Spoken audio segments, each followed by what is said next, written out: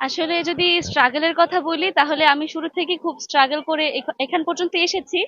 আমি এখন পর্যন্ত যেগুলো পরীক্ষা দিয়েছি, কোচিং সবকিছু আমার খরচে, আমি টিউশন করেছি সেই টাকাগুলো দিয়ে।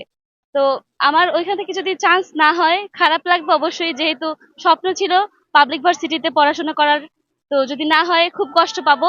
আর যদি হয় আলহামদুলিল্লাহ, আমার মতো খুশি মনে হয় কেউ হবে না। আসলে আমার ফ্যামিলি আমাকে আর কি ওইভাবে চালাতে পারে না।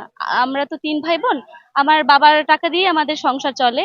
তো আমি ওইভাবে সব বাচ্চারা যেভাবে সকল সুযোগ সুবিধা পায় আমি সেভাবে পাইনি। সে কারণে আমি টিউশন করিয়েছিলাম যখন আমি আহ উচ্চ মাধ্যমিকে ভর্তি হয়েছি, তখন থেকে আমার টিউশন চলছিল।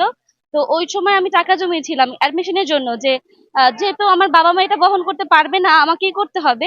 সে কারণে তখন থেকে জমানো শুরু করেছি। আর এখন আমি সফলভাবে আর কি আমি সামনের দিকে এগিয়ে আসতে পেরেছি। এখন যদি চান্স পাই তো আলহামদুলিল্লাহ।